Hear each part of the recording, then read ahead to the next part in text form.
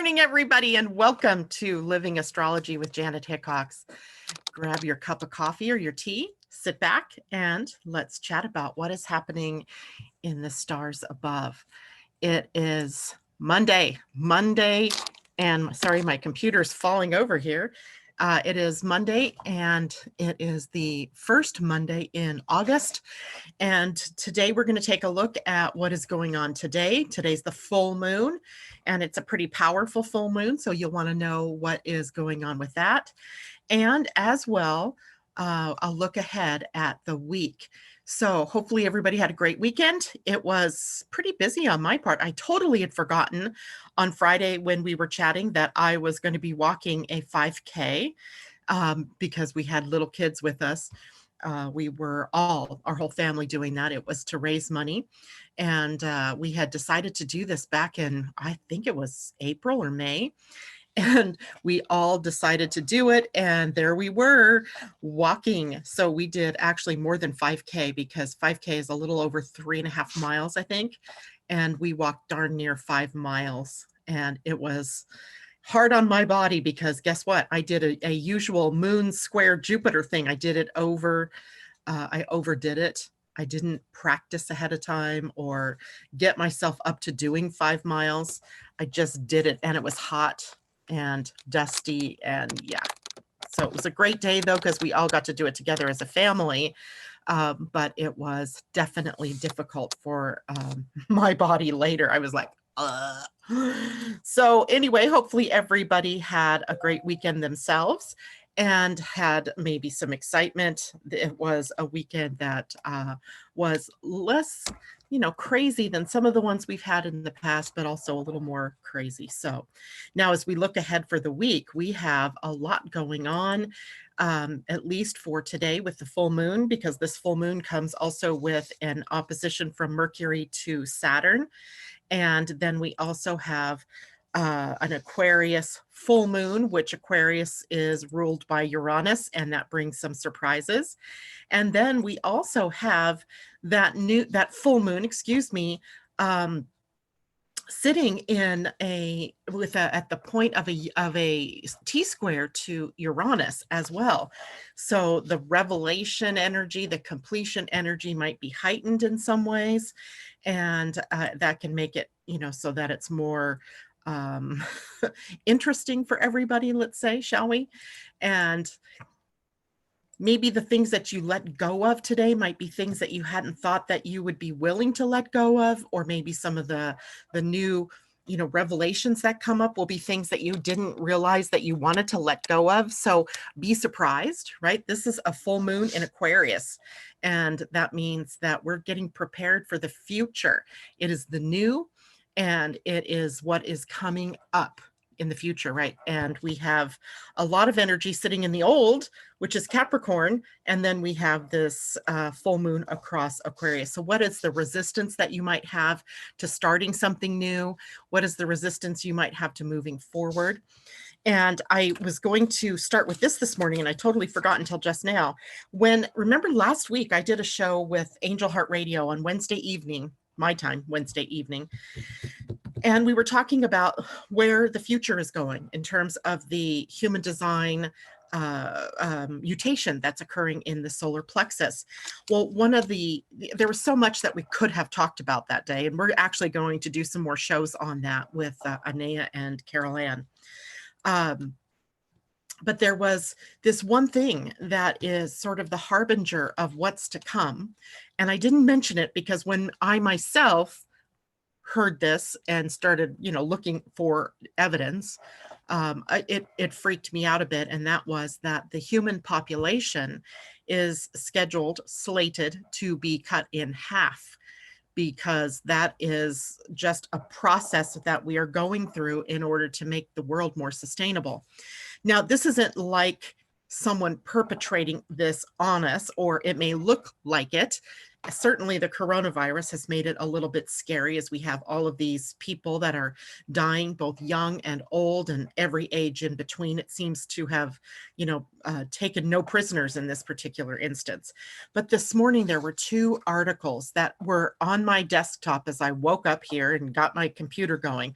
One comes from Bloomberg, and it says that, and I didn't have time to read the articles, but here was the title: Americans aren't making babies, and that's bad for the economy. The other was from Apple News, and it says, Why America's birth rate is declining as the pandemic rages on. And that just sent chills down my spine because it's the beginning. We are now 7 years from the time of that mutation. We're going to be beginning to see the evidence of these things ramping up. So you have something that's forcing a decline in the population that's already here. And now it seems you have forces that are reducing the birth rate.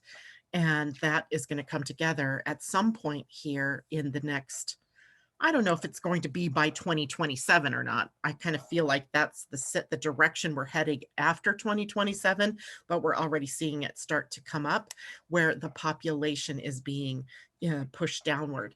And that is because in order to create a more sustainable world, there has to be fewer residents on the planet. And I know that sounds sort of cold and a little bit detached. When I even say those words, it just makes me go, but it is the reality of what is happening, and we best be prepared for it, right? So being prepared for that. And it was interesting to see that pop up in the news this weekend or this morning. All right, so let's go on and talk a little more about the full moon. First, let me say good morning to everybody. It looks like there's a lot of people showing up. Marcella Camacho, good morning. Debbie Tibbetts-Tumiel, hello. Phantom Chroma, hello. Good morning. And what is all of this anxiety? Well, likely it's coming from a combination of the mind, a combination of Mars sitting at the gate 51, the gate of shock and awakening and initiation into a new way of being. And anytime we are sensing change in our lives, that often can bring up anxiety. Phantom Chroma, you may be tapping into the anxiety of, the people around you or the world at large, the collective, if you will. And it's a full moon to boot, so that always adds more pressure on all of us as individuals, as the full moon, as you know, has a great effect on the tides, and the tides based in water, your body 75% or so of fluid. And so the full moon has that effect on you as well. And we are less than an hour away from that full moon. It occurs at 8:59 my time this morning, Pacific time. So that'll be 11:59 for those of you on the East Coast, and about 7 hours later for those of you in the UK. So we have that moon that we're staring down the barrel of, and we have a bunch of other raging aspects going on today under the surface and over the week that may be triggering some things as we go on. Tom, good morning to you. J-Lo, good morning. Debbie Tibbetts-Tumiel had her Oracle Palooza virtual. Awesome. Jackie and Kimberly and Allison, good morning. Amy, good morning. Joshua, good morning. I'm looking forward to chatting with you later. Mimi, hello. Ruwaida Champion, hi. So it's good evening from South Africa. Well, we are so happy that you've joined us, Ruwaida, and I hope I'm saying your name right. I'm so glad I figured out the live time. I'm so excited. Awesome. Thanks for joining us. And Tati, good morning. And Sally, good morning. And JLo says, oh, I'm ready for it all. I love that attitude. Sally Bowen, have you covered the solar plexus authority yet? Yes, Sally, indeed. We covered solar plexus first. And let's see, I don't remember what date that is, but I will look back for that video and post it for you again. Thank you, Sally. And Phantom, everybody's now wishing you welcome, Ruwaida. I love that. Loanne, good morning. And Camilla, good morning. And Taylor Jenkins, good morning. Tom says it absolutely is not eugenics. Tom, please do not spout your conspiracy theories here in the morning show. I won't tolerate it. I just won't tolerate it. So if you want to do that, find your own channel or go to someplace where that is tolerated, because all I see is that this is a change that's occurring on our planet. Irregardless of what the source of it is still something we are having to work through. It is a tool for us to awaken and for us to be able to move through some very big changes, mutations happening here on the planet.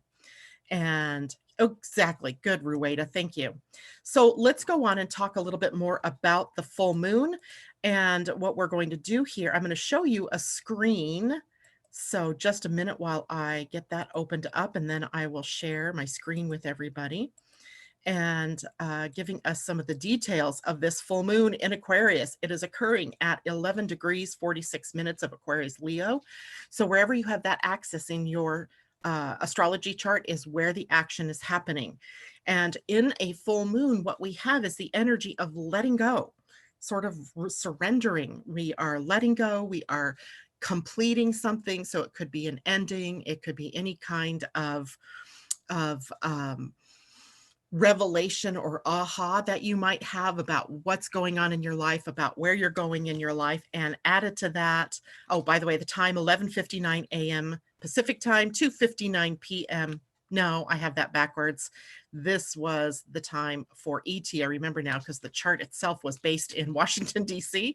So it's actually 8:59 a.m. Pacific time, 11:59 a.m. East Coast time. And I'm not even going to try to figure out. So it must be, I'm not even going to try to figure out UTC. No, and I didn't pull that chart out this morning. This particular full moon features a moon sun squaring Uranus at the point of a T-square. And a T-square, as you know, is a very highly energetic sort of configuration or aspect pattern in a chart. It means that there's a lot of focus on the planet at the point. And at the point, the planet sitting there is the planet Uranus in Taurus. And that rules our economy, that rules our money, our banks, it rules our values, and our relationships in some way are also being pointed at by this particular full moon. So there could be some completions going on in relationships. There could be some completions going on in financial things. I think it's interesting that here in the USA, the what was it? The CARES Act ran out, which meant that as of Friday, no longer were we receiving that extra $600 in unemployment pay, no matter what state you're in. That was being it was coming, what is the word? Oh my gosh, my mind went blank. It was being subsidized by the US government. So that is gone. How interesting. And what kind of effect might that have on the US economy now going forward? And it doesn't look like we're going to have any new bills coming out on that anytime soon, as they can't seem to agree on what that's all about. So the balance point to a T-square is always going to be the exact opposite point of the planet that's at the point. So if Uranus is at the point in Taurus, then that same degree, which is 10 degrees of Taurus, the opposite point is 10 degrees of Scorpio. And wherever 10 degrees of Scorpio is in your personal chart is where you're going to have to come to a balance in order to make sure that you are expressing the energy in a balanced way, in a harmonious way, in order to move forward through this particular full moon gate. Now, in this particular gate, we have, so here, if you're looking at this chart, I hope you guys can see my little cursor rolling around here. Here's the sun, and opposite it is the moon. And over here is the point to Uranus at 10 degrees.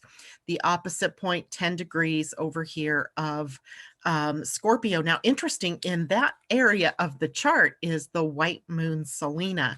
And we don't talk about that very often, but the white moon, if the black moon Lilith shows you your shadow, the white moon Selene shows you where you can do the most good, where your heart really lies, where your passions really lie. So perhaps in this particular full moon, it's pulling us into living out the high side of our passions through what it is that we truly love and what it is that really, you know, makes us happy. So for some of you, that might be your art. For some of you, it might be music. For some of you, it might be working with kids. For others of you, it's astrology. For some of you, it's maybe the work that you do already on a daily basis. Whatever it is, this is kind of pulling us into living from the part that we are really glad that we have this, you know, skill and this talent to be able to share with others. So no matter what the crazy is that pops up on your screen in the outer world, your focus needs to be on what it is that you are passionate about down here. Focus on sharing that with the world and not getting into all of the crazy that is going on into the world. So as we focus on that and we begin to, then we begin to really just go with the flow of what's happening on the planet, and we don't have to get all caught up in the crazies of it. Now, this particular moon also has an easy connection to Chiron. Chiron is in Aries right here at 9-ish degrees, almost 10 degrees. So it's very close to the same degree as the sun and the moon. And it's a trine to the sun, and it is a sextile to the moon, which means that those wounds that we're carrying, those deep, hard to access sometimes wounds, and sometimes they're all up on your sleeve, are easily worked through during this period of time. It's like maybe we just decide, I'm done with the baggage, I'm going to let it go, right? I'm done with all of that. So that is a helper in all of this full moon stuff. Mercury opposes Saturn during this period of time. And here's where the tricky part comes in, I think. It's not even the moon. In this case, it's Mercury at the very last couple of degrees of Cancer, as tomorrow he's moving on into Leo finally. So he's in the final degrees of Cancer.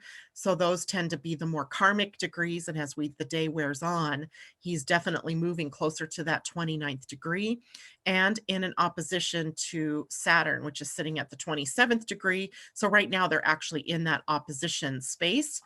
And when we have this opposition energy, it brings up sort of brain jam, or at least that's what I call it, where we feel, I'm going to stop sharing the screen, where we feel caught up here, where there's so much going on.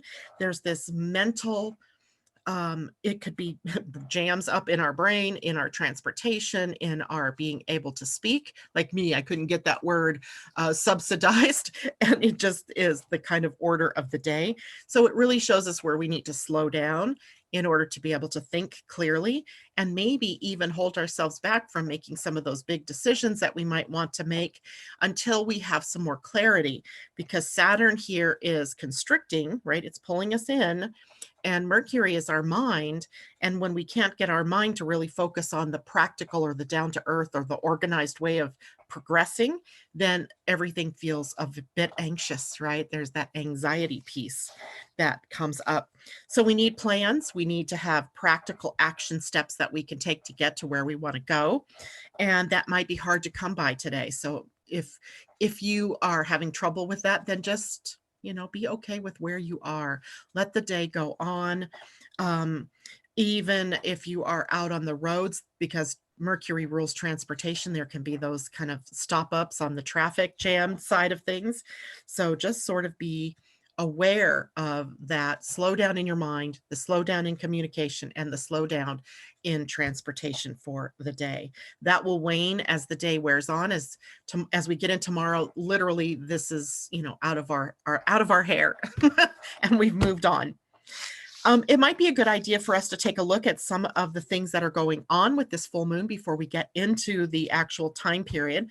So the full moon in Aquarius is sort of that putting us in an opposition, if you will, between Leo's individualistic energy, where the sun is, and the full moon's energy, which is more in the group spirit, if you will. So Aquarius has its need for individualism and freedom, but it also has the concern, it's more of the team player.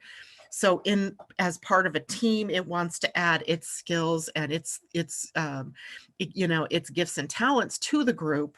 But if it is Leo energy, it wants to be seen as the standout in the crowd. Aquarius energy is more, let's be a part of the crowd. And because of that connection to Uranus, I feel like there may be some buried things that come up during this time, some things that have been hidden from you, or that you've been hiding from yourself, or that the outer world has set about to try to hide from us. And those things can burst into your awareness and either give you sort of that shakeup that you need to initiate you, to move you forward, or to help you let go of something so that with the next new moon, you're ready to move forward. Now, the square that at the moment, there's the square to Uranus. It's at the point of a T-square. So we have that very unexpected sort of initiation, awakening energy. We have the opposition to the sun, which is of course the full moon. And then we have a sextile to Mars, just to add some fun there. So we have action going on. We have conflict, perhaps. We have confrontation, perhaps. And we have Also, maybe because it's a sextile, a pathway to being more productive, to being more forward moving. So it behooves us, I think, to take a little bit deeper look at what does Aquarius energy mean for us in this. And we haven't seen Aquarius for a while. We've been focusing on that Capricorn energy. And I'm thinking that I don't even remember talking much about Aquarius too much lately. But as we look at it, it is about energy that's out there on the fringes, right? Issues that are out there on the fringes. And it can sometimes take us off on a tangent in a direction that is not necessarily positive, is not necessarily one that we choose consciously to go to, just sort of unconsciously we go off, and we may suddenly go, whoa, what am I doing over here? And we suddenly shift going in a different direction. And it is as if we are awakened abruptly into something, initiated into something. And we have another couple of days until Wednesday, where Mars will be sitting at the gate 51 in our human design. That is the gate of shock. It is the gate of awakening. So there can be things that prompt us, that move us in that particular direction. Aquarius also, the Aquarius moon specifically rules our friends and our networks of people and the people that we are sort of linked together with. So our networking, if you will. And that can mean your social media networks, your groups, your pages, all of the ways in which that you connect with other people. Then we are possibly coming together for a cause, for uplifting the planet, for being a positive force on the planet. That would certainly be nice rather than us going into the darker places of conspiracy theories and who's doing what to whom. Since we're the co-creators here, let's create something together that is positive, uplifting, and moving us into a new direction as a team, as a group, as a family of human beings, right? Bonding together in associations that take us into a new direction. Using as well innovation. Innovation and tech, high tech, are all a part of the Uranus experience and the Aquarius experience because Uranus is one of the co-rulers. Genius breakthroughs, right? In your own life, we might hear about it in the news. We might hear about something that finally is a breakthrough, futuristic ideas coming up. And not all futuristic ideas are meant to be acted upon, but they act as inspiration for us to find new ways to solve old problems. And the moon in Aquarius brings us that. A full moon helps us maybe to release the past so that we can open up to the new and see the possibilities when we take a more high road or a more higher perspective and looking back into the planet to see what's happening and the rightness and the perfectness of how everything is coming together to bring us into more unity. That's the whole purpose of everything that's going on, is to help us heal that breach, that division, that polarization that has happened. Now, Aquarius is really good energy if you need a detached view, right? If you need to be able to step back and be objective, Aquarius is your sign for that. We're able from that detached view to see the connections where when we're straight staring at it in our faces, we're not able, or we just don't see it. So if we step back in this particular time period, we can see the bigger picture, that we can see how it is that we're working for the common good, because I'm telling you, the common good is what the Aquarian age will all be about. Common good, including factoring Mother Earth into all of that. And what does that mean? Because Aquarius is sort of the champion for humanity and for those common core values that we hold, the love energy, the caring and nurturing energy that we're holding. So what does that mean? Well, we get an opportunity once a month while the moon is transiting through Aquarius to see more about what that means for us, to see how it is that we can hold us all together with love instead of tearing ourselves apart with division. So what do we watch for, right? We always have the more the less positive energy that's going on. Uh, we have to watch out for it being our head in the clouds. I can feel myself going there as I want to lift off and I want to look at the cosmic overview and see something brighter, something better. But unfortunately, just from the head in the clouds, we don't really get to the solutions. So we need to come back down to earth. And when we get back down to earth, sometimes we're dealing with rigid opinions. So some of you, some of us, all of us have to really look at where is our dogma, right? Where is it that we are not wanting to yield those old opinions? Where are we being stubborn? Where are we being obstinate and refusing to yield something whose time has come to be released? So we get to look at all of that during this period of time as well. Yay us, right? Yay us. So hopefully everybody's doing well. Let's go back here and see Augustina. Hello. She says, everyone, grateful for today, full moon Aquarius energy, and I'm glad to be among these beautiful tribe of people. We're glad to have you with us. And JLo, at Chiron. Yeah. She says, I have it in Aries. So you're later 40s, likely mid 40s to late 40s. You're moving into, at some point here in the next probably 6 years, your Chiron return. And that means you are cleaning up, right? You're finishing the journey that began in the beginning, right? And when you were born, and somewhere along 1977, when Chiron was discovered, however old you were at that point, if you were already born, then that wound got triggered then. If you were not born, then you were at that point, then you were born into, anybody born after October of 77, you were born into that Chiron wound. And it takes time, right? As you go through all the wounding and the healing from that wound, it sets you up now for that return, JLo, where you can finally see how it is that your experiences and your healing process brings you to an opportunity to help others work through it and help healing others through your experience with that wound. Sally, Chiron is on my natal sun. So you are the epitome. You identify with that wounded healer and likely can really initiate some healing with others or with yourself in this lifetime. The sun brings a lot of energy to that, right? It was, by the way, I was reading, what was I reading this weekend? Something I was reading. Some astrology book, right? Some astrology book where it was, so Chiron was born from Philyra, and oh my God, I just cannot remember the name of the god that was his father, Kronos. So Kronos is Saturn, right? So Kronos and Philyra came together, and Philyra, I believe, was a horse, and Kronos, time, Saturn, the authority, comes together with Philyra, and they birth Chiron. And Chiron is a centaur, then he's half man, half horse.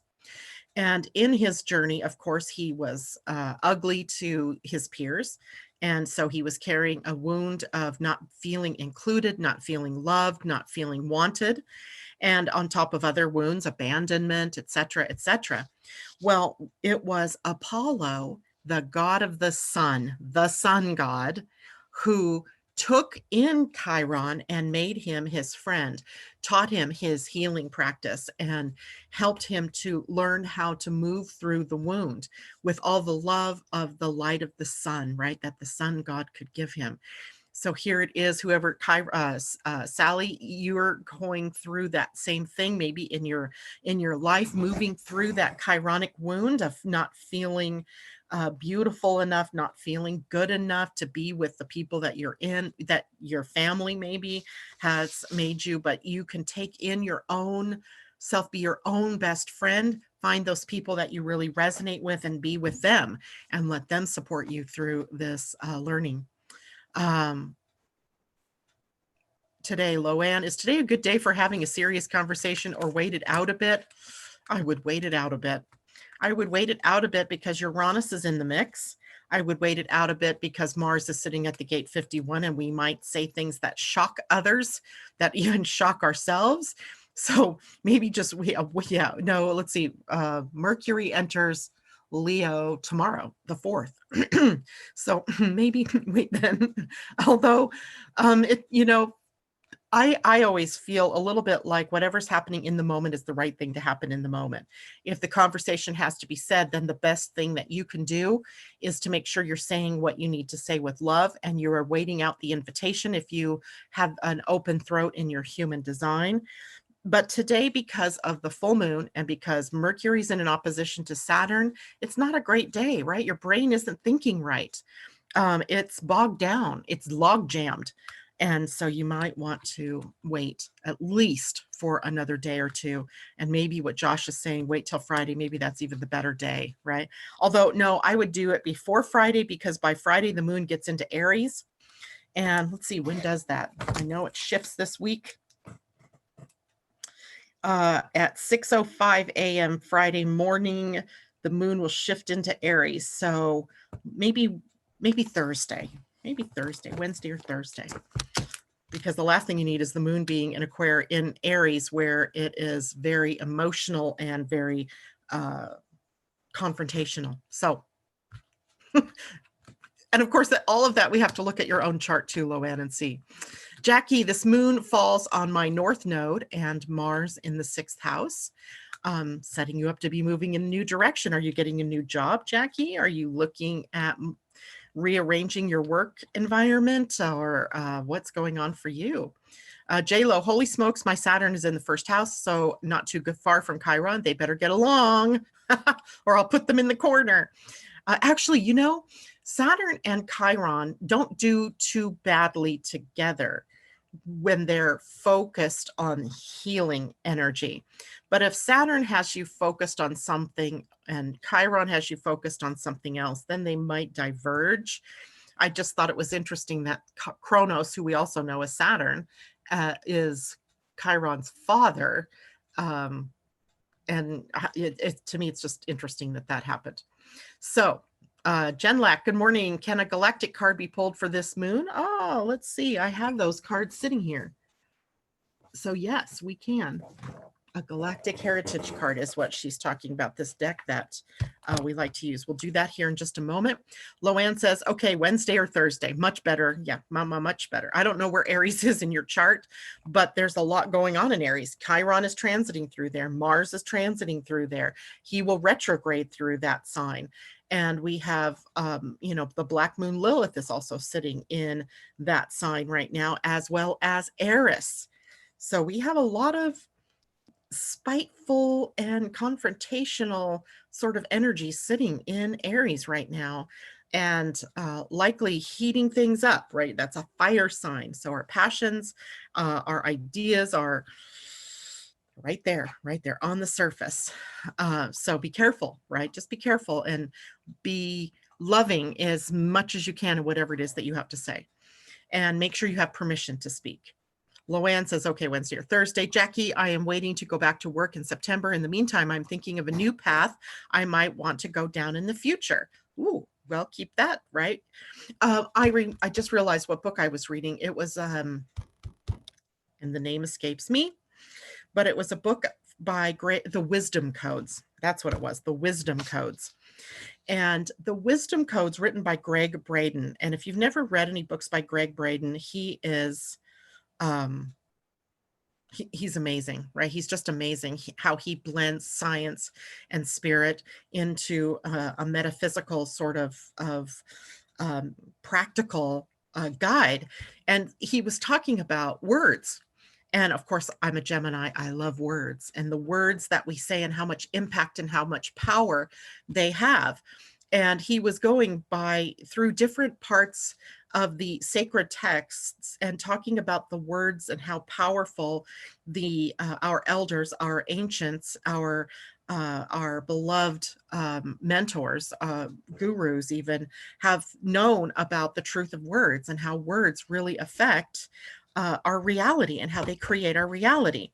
And of course, words begin in the mind, and words then come out of our larynx, which then adds more power. And then we are often experiencing words and emotions and thoughts all together, and they become very powerful creators of our reality.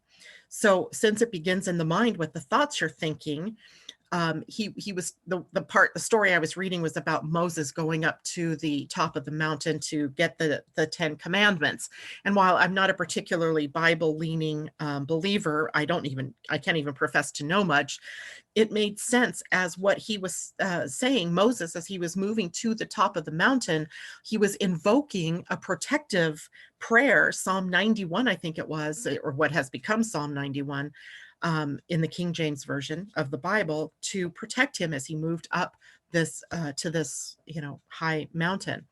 And it reminded me of the point in time where we are at right now and what it is that we are focusing our thoughts on, which then drive often what words are coming out. And then when we add that to an aggravation or an irritation or a conflict of an emotion, right? The anger, the upset, the fear of an emotional feeling, then we are in very tricky territory because those become highly co-creative. And the universe in this particular aspect doesn't hear that you really don't want that. All it hears or senses is the focus that you're putting on that, and then creates more of that because it's what you're focusing on, right? That must be what you want. So we have to learn to really be aware of what our thoughts are thinking and what our body is going through emotionally before we actually speak something. So for you, Loanne, you're going into a conversation that sounds like it must be something that's really near and dear to your heart, something maybe that has been an annoyance to you or something conflict oriented. Whatever it is, it's a big conversation. So right now, what I would be doing before I ever speak, before I ever sat down to say what I'm going to say, because you have time, is to decide how you want that to turn out. What is the highest and best that you can focus on right now for the outcome of that conversation? And then we always add this or something better, right? Or how can this be any better? Because we're opening our hearts up to the universal way of bringing us what we desire in a way that is with ease, with grace, in a higher way. And we have to all learn this, right? So even though I'm going to the news and I'm finding stories that mirror something that's happening on the planet, I know that I'm not going to put my focus there because I certainly don't want that necessarily to be done in a way that isn't with ease and grace. It may definitely be our future. It may indeed be, but it doesn't mean that I have to go there willingly. I can do something like, holding that space for the right opportunities to come up, for these possibilities to show up with ease and grace. That's what I'm going to focus my mind on, right? Not on the theory that so-and-so is doing something to so-and-so and that we're going to die because of it, right? Then I'm putting my focus there and creating that instead. So then the same thing for you, Jackie Piccola. You're waiting to go back to work. In the meantime, I'm thinking of new paths I want to go down in the future. And that's perfect. You're thinking about them. What do they feel like? And what would be in total support of you and what you want from your passions, right? Remember, it's white moon Selena today that is in opposition to the T-square pointed at Uranus. So what is it that's the highest and best, your good that you want to share with the world? And is the job that you're going back to in September supporting you in that? Or is there another path ahead for you? And so focusing on what it is you desire, not on what it is that you don't want to have happen. That's the important thing. Okay, so this full moon is in my 10th house, S Webb. I'm not sure what your full name is, but hello. Been employed for almost a year. Is it time for a job for me? Well, my question to you is, what do you want? Do you want a job? And if you want a job, then what are you doing to align yourself with that job? Are you putting yourself in the way of employment, or are you hiding? Do you really not want a job? Would you rather be at home doing something you love? So that doesn't have to be, I'm guessing, what I'm thinking is that you're thinking you need an income, right? Money to come in. So, which we all need, right? In this particular reality, we have money that supports us. So is there a way that you can put yourself in the lineup of that particular job, of a job coming at you? And what do you feel about that? So aligning what you're doing, what you're thinking, and what you're feeling helps you to create the pathway to that, so that spirit can bring that to you, magnetizing it to you. Amy, full moon, more coffee needed. Me too. Mine always gets cold by the time I'm done I got to go make more. Taylor says, LOL. What you focus on is what you receive, is what JLo says. The universe only reads the frequency we give out. I confuse myself sometimes, especially when I feel bad for my kids. So I have to learn myself to disconnect off their energy. Or just to hold space for them to go through whatever it is they're needing to go through. They're here on this planet at this time for whatever reasons, right? So you're just holding that space for them. Loanne, yes, loving way, still so new and learning, also very confused on the outcome. And which is why your mind needs to get off the outcome, except for to say whatever it is, and you're not sharing what that is. So it's hard for me to say specifically, but whatever it is that you want as that outcome. Is it something that a conversation you're having with an employer, that you want to be able to be more respected, right? So your outcome is more respect, right? Respected for the work I put in, for the time I put in. If it's a spouse or a significant other in your life, again, is it more love that you're looking for? Is it more respect? Maybe it's more time. Whatever it is that you're needing, your outcome is the highest and best for both people, and keeping it in your focus. And Webb says, I found that these last few months I love doing my artwork. Lovely. Sally Bowen, what do you mean by hold space? How do you do that? Allowing is another word for that, Sally. So when you're holding space for something, you're allowing without, you're kind of setting backward, set back and be more objective, and being the observer perhaps of what is happening, not trying to push things into happening in a specific way. Just allowing it, right? Holding space for whatever is going to happen in its highest and best to happen, right? So you're not pushing the river. You're not pulling people into things. You're just sitting here it's like Buddha. He was holding space. He was always holding space. And then when someone came to him and asked him to speak, he would speak. He would download whatever information he had. Up until that point, he was just going along his life wherever spirit moved him. And then he would engage when he was invited to engage. So it's about being there and being present to whatever it is that's happening in that moment. Rueda, this is all new to me, but I will seek the information to get to a point where I will be able to say Saturn is in my blank house. Thank you for being so informative for your channel. Rueda, so I invite you to go to my website, living-astrology.com, because there you can get a copy of your free human design chart and report, and a free astrology chart, so that you will have that with us in the mornings and be able to follow along.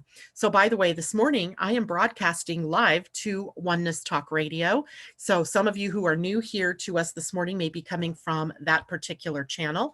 If so, I broadcast live there Monday mornings at 8 a.m. Pacific time.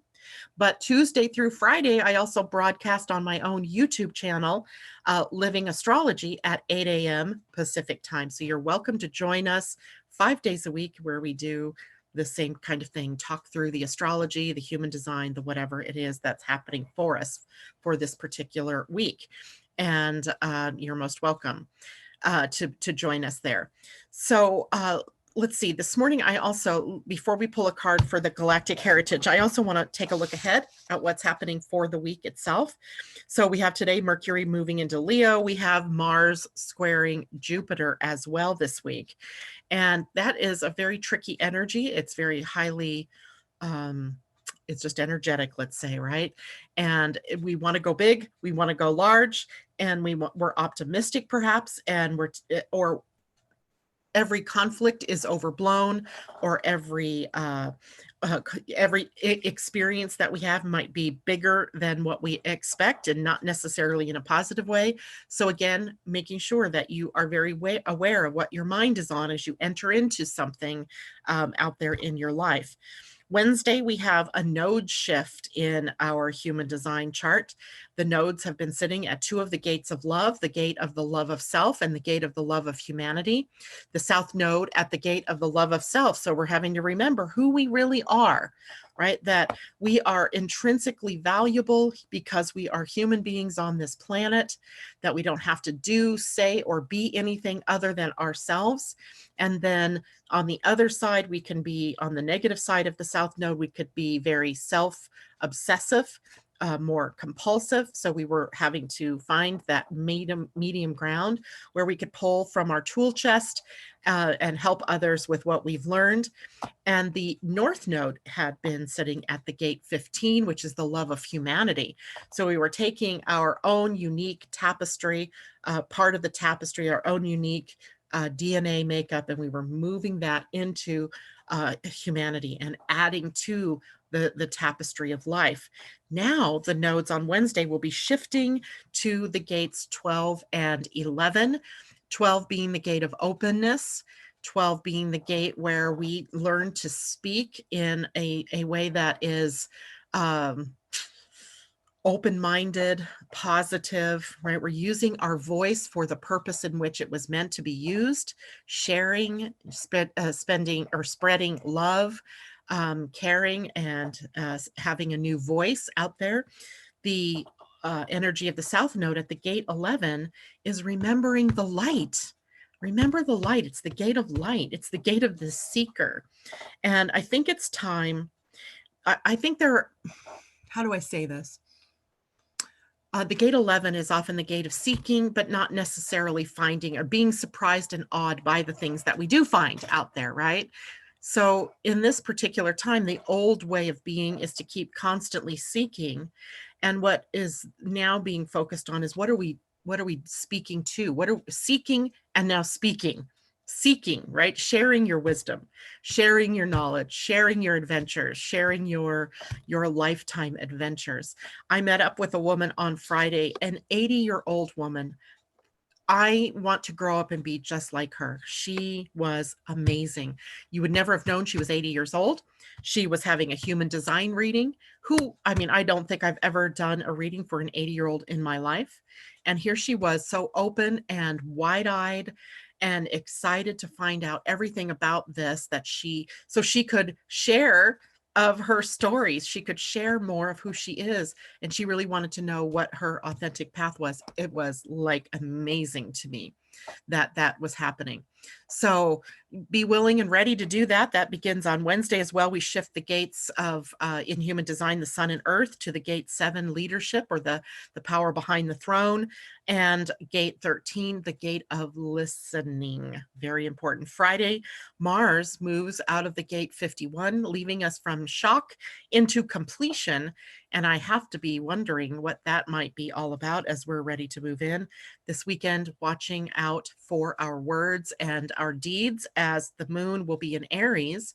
That means the moon, right, our softer feminine side, is going to come into the warrior god, and also Eris, and squaring Jupiter, Saturn, and Pluto in Capricorn. So the weekend itself can be a little bit tricky as it holds so much of this powerful energy, this power of confrontation, this power of action and productivity. So we want to watch the weekend's energy. And lastly, let's talk about the Pleiadian-Earth energy. Remember, we are now under the umbrella energy that began last week, Friday, one catalyzing. Catalyzing energy is based on the Mayan sign Kawayak, which was clearing the air, right? The rainstorm or the lightning storm that comes and clears away the debris, the old thought forms, the old ugliness of the planet, and brings in the new, right? That's our catalyzing energy, the umbrella for the full 13-day week. But today's part is for breathing. So we're coming to a point of integration, right? So we've had the one energy of creation. We've got the two energy of it's splitting into duality. We've had the three energy of creativity. And now we're moving into the four energy, bringing it all into a new awareness. Wow, all my weather alarms are going off. It's a test. Now we also are going to be looking at breathing energy. The breathing part is the earth energy. And the earth energy of breathing is sharing ideas. right? Sharing thoughts and what's new and trending and, moving innovation through the system.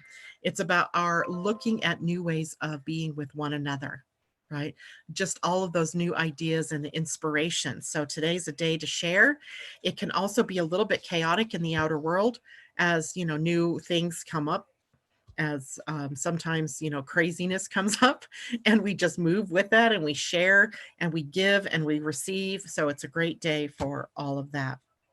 All right, so yeah, it was a great experience, Sue. Yeah, I loved it.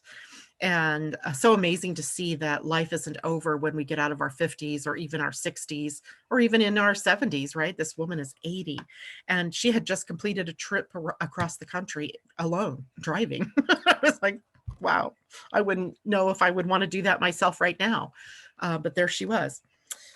Okay, so let's take a look at our Galactic Heritage cards for the suggested card for the week. Or for the moon. It was for the moon. And we like to do this on Mondays to bring us sort of together for a moment. Let's just see if we can do that. Let's just center ourselves and all of us sort of focus on what would be in the highest and best for all of us as humans, as humanity on this planet. What could bring us together even? And let's see if I can pull. Oh, yes, I can. The pulse of life, the galactic core. Ooh, that makes so much sense to me because we have the South Node in Sagittarius sitting at the galactic center. So we have the galactic core. And let me bring that up, set it back. Can you guys see that? The galactic core, the pulse of life. And let's see what that means. These cards are fairly new to me. And it's card number 2. So it's way back here at the beginning. And so I don't know much about them. So it's always exciting for me to read these. So for all of us, the pulse of life is the card that we're looking at. And it says, like a great galactic clock, the galaxy's core calibrates the rhythm of the evolution of consciousness through its wave emissions.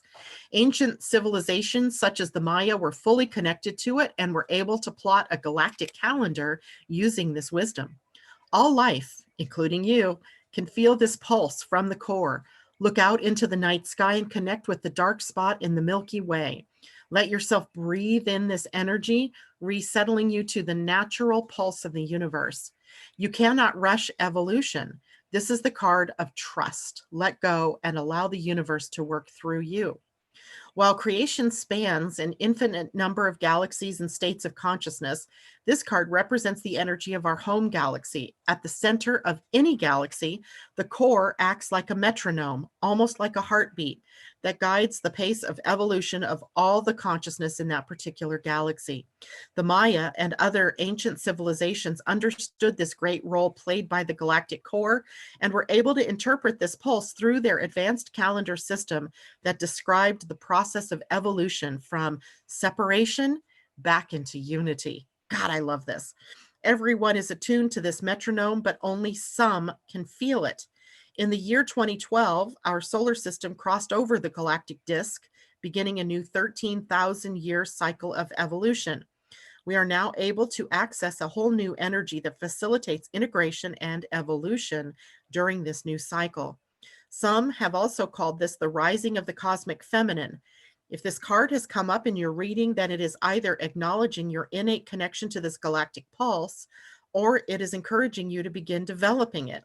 When you do this, the cosmic plan unfolds within you, and it becomes so much easier to connect with the higher self and flow with the natural current of your life instead of trying to manipulate events and with the ego personality. Connecting with this energy brings a tremendous sense of peace and stillness and truly facilitates your journey home. Wow. I don't know if anybody else feels that, but that was a big wow in my books. Wow. Thank you for whoever suggested that be the deck that we use for our reading.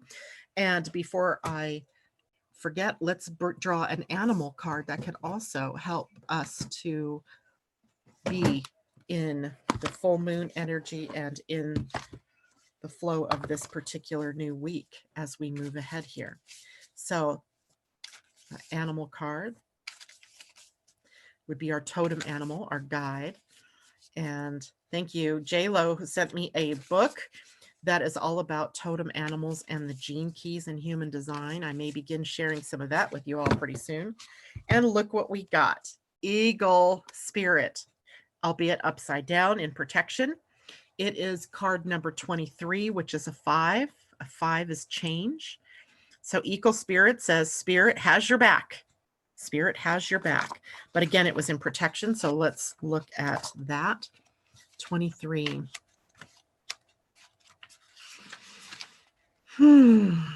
If you are walking awkwardly and feeling embarrassed, Eagle Spirit is here to tell you that it is only because right now you are meant to fly. Soar over troubles that have you feeling scared and alone. See the big picture, yet retain your eagle eye for the details that help you claim your wisdom and courage. Or perhaps you are making yourself small for the sake of getting others to accept you. Now is not the time to be vulnerable, and now is not the time to be vulnerable and dependent, for you have the wings to fly on your own, and you need to do that at this time. There is no need to huddle in a shelter or even to seek out a flock to support you, for Eagle Spirit says you have tremendous wisdom and courage within. Let it arise so that you might soar proudly with the angels serving as the wind beneath your wings.